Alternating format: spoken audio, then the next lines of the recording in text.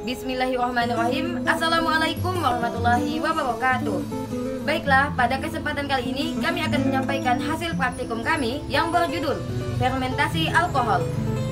Adapun anggota kelompok kami yaitu saya Nisa Wulandari, saya Teresa Hayu, saya Mutia Zahra, saya Siti Hadia Fitri.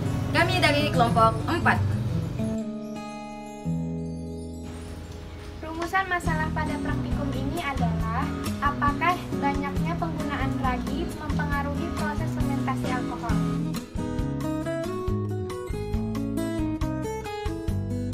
Adapun hasil perolehan pengamatan kami terdapat 3 aspek. Aspek pertama adalah kecepatan balon mengembang. Pada botol A sedang dan perlahan-lahan. Pada botol B kecepatan balon mengembang lambat.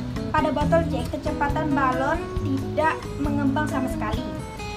Aspek kedua, pada botol A diameter balon mengembang 5,5 cm. Pada botol B diameter balon mengembang 1 cm.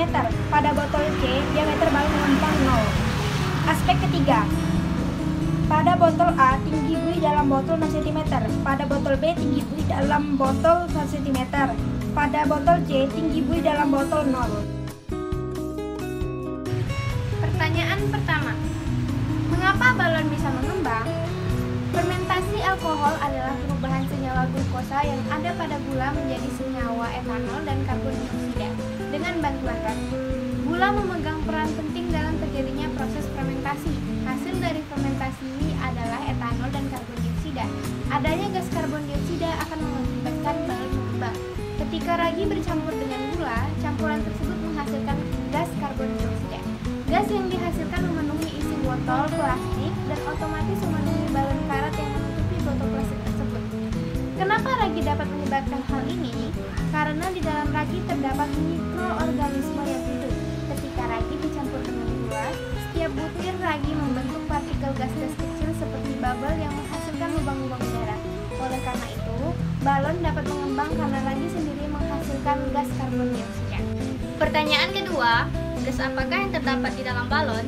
Gas yang terdapat di dalam balon ialah karbon dioksida yang berasal dari campuran gula dan juga ragi. Pertanyaan yang ketiga, seandainya ada balon yang tidak bisa mengembang, jelaskanlah mengapa hal tersebut tidak bisa terjadi. Jawabannya, dalam praktikum kami, balon yang tidak mengembang adalah balon pada botol C. Hal tersebut disebabkan oleh tidak adanya reaksi gula dan ragi yang dapat menghasilkan karbon dioksida karena percobaan pada botol C hanya menggunakan gula saja tanpa mencampurkannya dengan ragi. Maka demikian tidak akan menyebabkan balon mengembang.